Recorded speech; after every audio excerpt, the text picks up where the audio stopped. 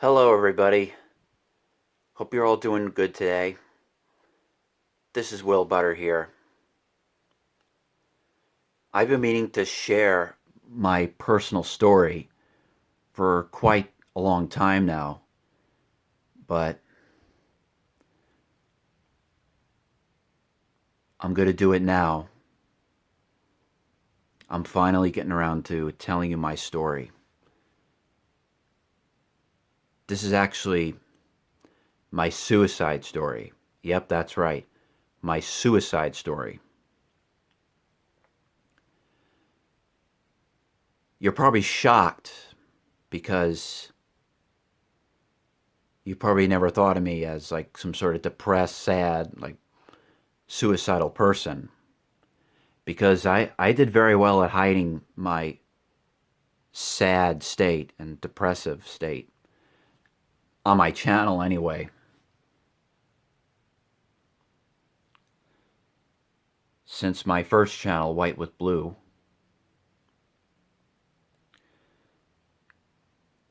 So, my suicide story, it begins of when I found out I was mildly autistic and I was different from other people.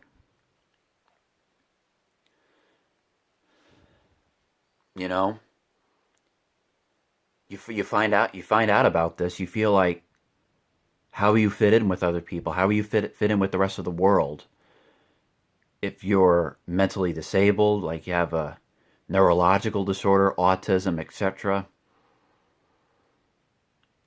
It's like I've always wondered this myself, like ever for a long time. Like after I found out I was autistic, when my mother revealed it to me, she said, "Oh, you didn't know you were autistic?" I was like, "No," and she told me, and I've always wondered this for a long time. How will I fit in? Well, I thought I would never fit in because it explained why I had a father who was verbally and sometimes physically abusive to me.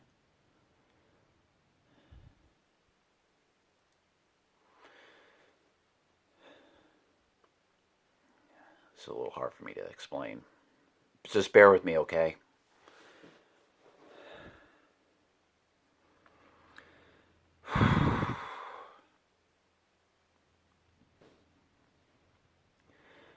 Uh, Pretty much all my life, I was verbally and sometimes physically abused.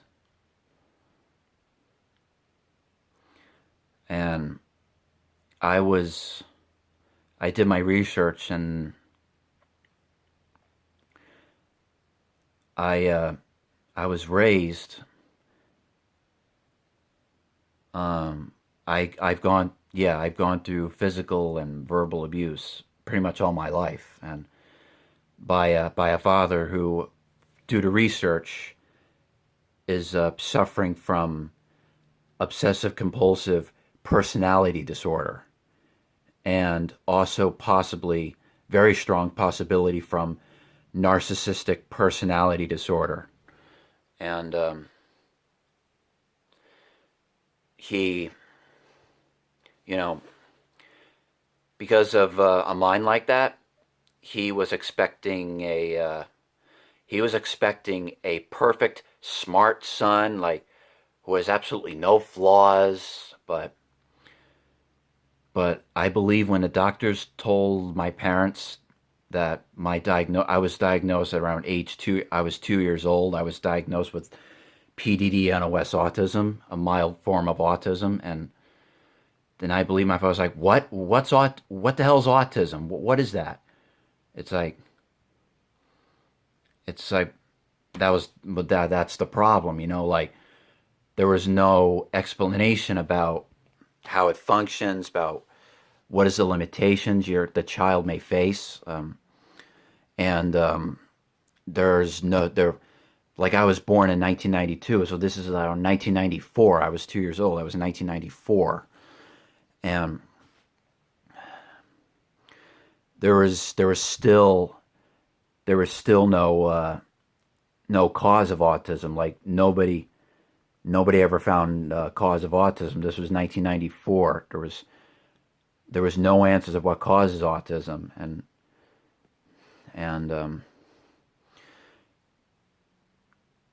so that's the thing. My father he really didn't have the patience and I don't know how to word it, but of raising a special needs child. But don't get me wrong. Don't say anything because it just depended on his moods. But when he's in a good, but please don't take this the wrong way because whenever he was in a good mood, he was a nice person. He's good. He's funny and and he kind of felt like happy to about just to talk about stuff. Just to show how to do some stuff. But when he's in a bad like angry like foul mood, like he's a totally different person, and even whatever little flaw would trigger his like symptoms, he's a totally different person. Like it sounds like bipolar disorder, and it's sort of like that, but but whenever he was in that state, I'd be scared to be around him. Like I didn't want him to hit me, like or like scream at me, and that's the thing. Whenever whenever you're physically and even verbally abusive, this forms this forms pathological lying in children. This is something parents need to remember. Whenever a child, when you encourage a child to tell what happened, then they tell you what happened. You don't yell and scream at them, and you don't slap them across the face numerous times. You don't do that. You have to praise them. You have to praise them for telling them the truth. If you don't do that, that causes pathological lying. That's what happened to me. Because whenever I would get in trouble for something, I would lie my ass off to try to prevent myself from getting screamed at, from getting verbally abused, even physically abused. That's why I became a liar towards my immediate family, because Dad would find out. It would get really bad because I couldn't help it. It was my way of trying to save myself. Because some of you wouldn't blame me. I did not want to feel. Didn't feel like getting abused that way. So anyway, it was these dark memories like that would play back in my mind. It would mentally put me in mental pain and stuff, and these all flash back in my mind. It would to this day I still suffer emotional scars. And then a lot of people at school, like other kids at school, like they thought of me as weird. A lot of kids like thought of me as like weird, stupid, and a lot of kids didn't want to be around me because my type of behavior, like it caused some type of bullying. Like a lot of kids took advantage of me. Like I didn't know the things they told me to do was wrong. I didn't know it. I didn't understand it. It got me into trouble, and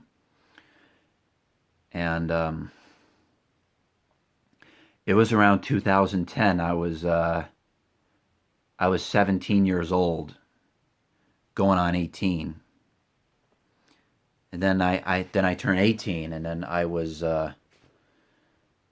I was at my lowest point in the years 2010 when I figured out how it's like how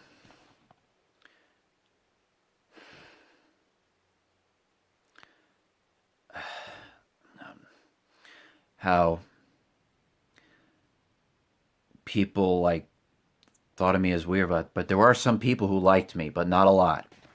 There were a lot of guys who took advantage of me, and it got me into deep depression because this was a few years after I found, like 4 or 5 years after I found out I was autistic. I was trying to live with it, but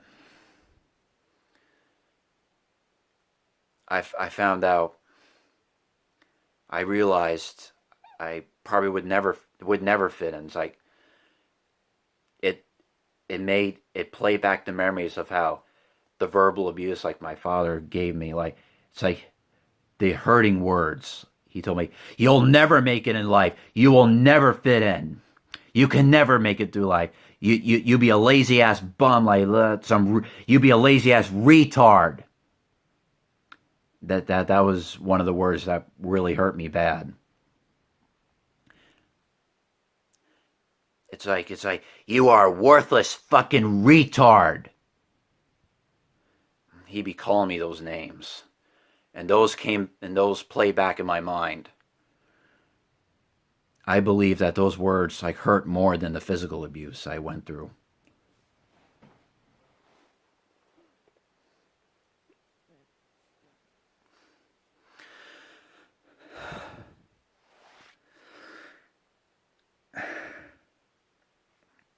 You know, it was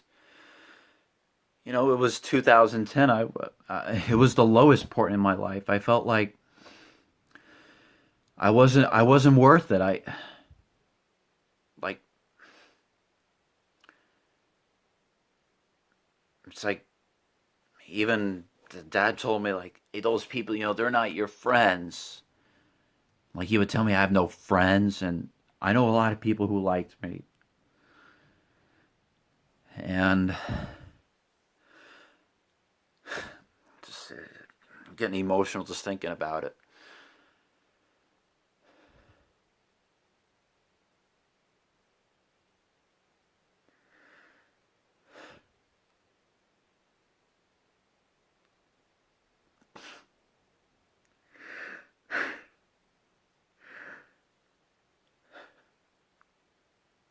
It was around summer, September, October of 2010 when the thoughts of suicide started piling up.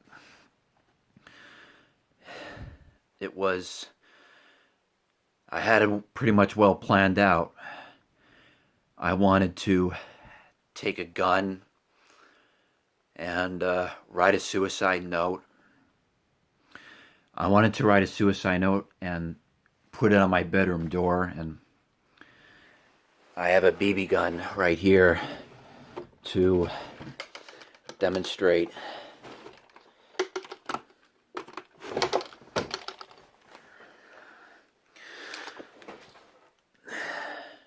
This is my BB gun. Here's the magazine. It's empty. So I wanted to take a gun. I wanted to sit right here. I wanted to sit right here in my bed, and this is how well I planned it out.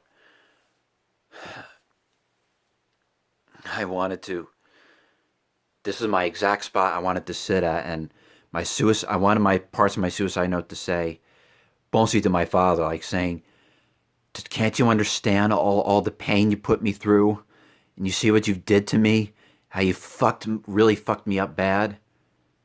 And I wanted the suicide note to be on the other side of my door right there, and I wanted him to find my body first. And the way I wanted to kill myself, I wanted to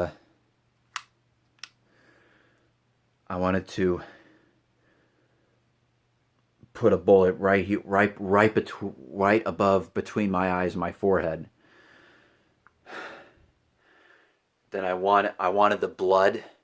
I wanted to use a bullet with a hollow point bullet, just to make sure this back of my head would just explode. And I wanted to use a 44 Magnum, and I wanted the blood to splatter all across the ceiling, all across this wall. And then it's like, this is how I wanted to do it. And then I would put the barrel right here between between my eyes, and then boom, I'd be dead. I'd be like my body would be thrown on this floor right here, and then the gun would be in this hand, and then this is the way I wanted my father to find me. I wanted him to find me. I wanted him to find me with my head exploded, and with a gun in my cold, dead hand.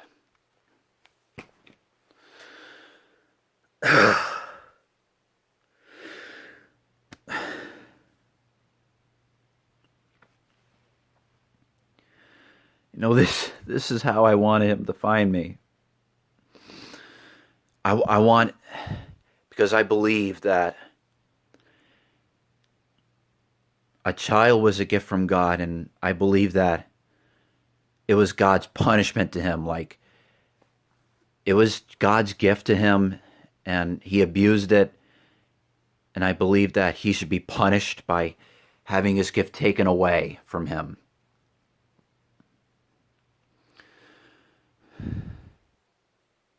But you know, February 2011, when I bought my first car, and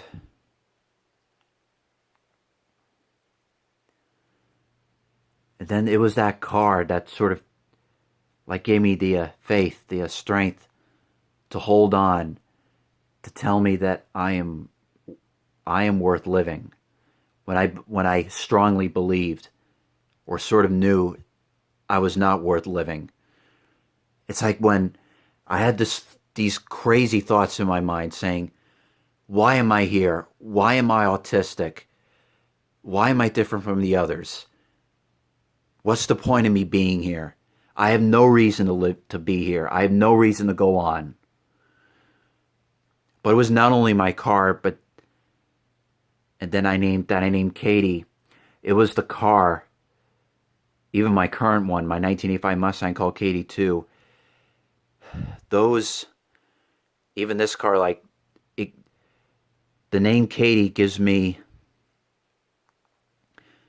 well, that's going to be another video about those cars, but that's a car that wouldn't judge me for the way I am.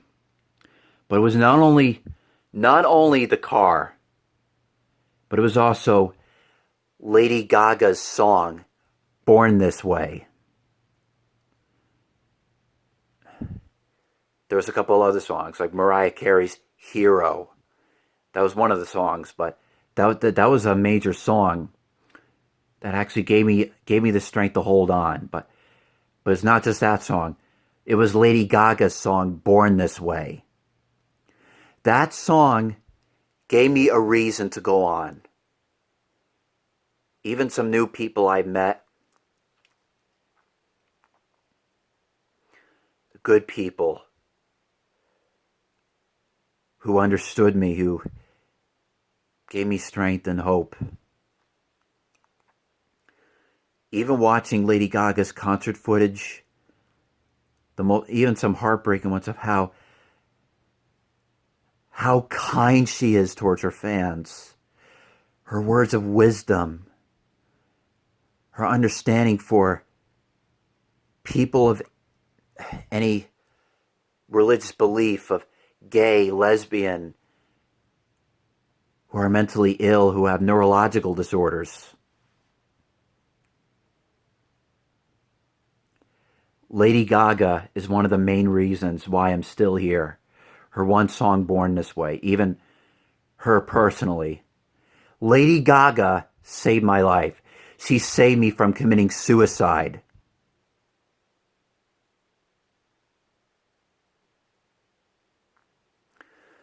It was the message from her song, like one of the lyrics. Rejoice and love yourself today, 'cause baby, you were born this way.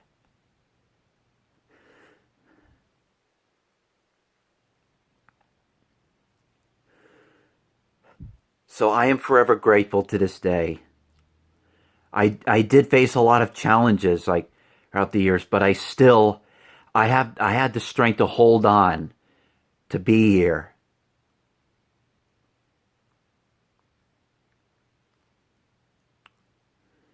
This is for others who have the same disorder, similar disorders to me. Even those who are mentally ill, who are different, who feel like they're different from others, who feel like they're not worth living. There is hope. You are worth it. You are here for a reason. God put you into this planet.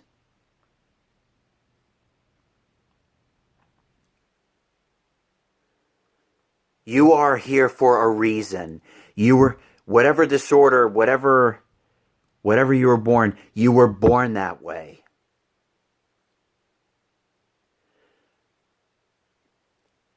Just, you don't throw your life away. Don't give up. Whatever hard challenges you face, don't throw it away. Like one of Mariah Carey's other songs, like Make It Happen. It's like a strong message, like a strong piece of lyric. It's called, You'll never find the answers if you throw your life away.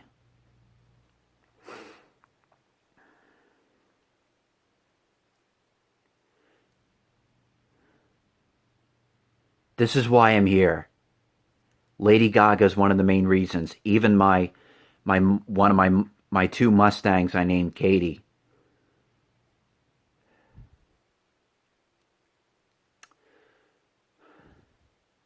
So please, everyone, if you're depressed or if you're feeling down, just get up. Don't give up. Talk to people. Share your stories. And people will understand.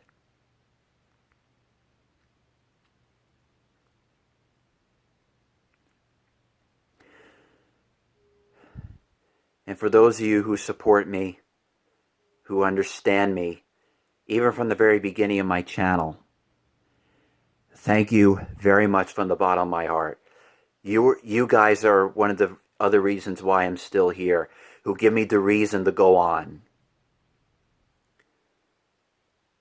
And I'm hoping for a girl.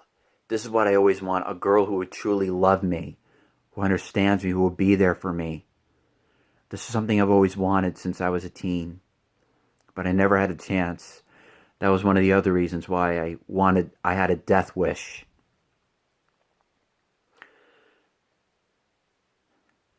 Thank you. Thank you, everyone, for subscribing to my channel.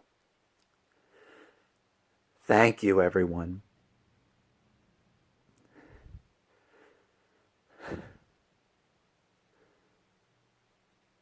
I am so grateful for the support I've been giving. I'm hoping for more. I'm hoping to get 1,000 subscribers and more. That would mean the world to me.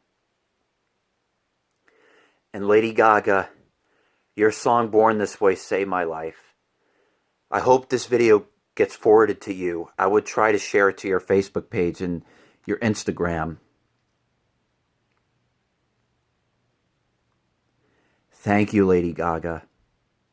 Thank you. I would love to. Oh, and just last night I saw your movie, A Star is Born. It's an incredible movie. It sort of hit home. It sort of gave back some of the memories. That's why I wanted to do this video today. Because last night I watched your movie with Bradley Cooper. And please, once again, if you want to kill yourself, don't.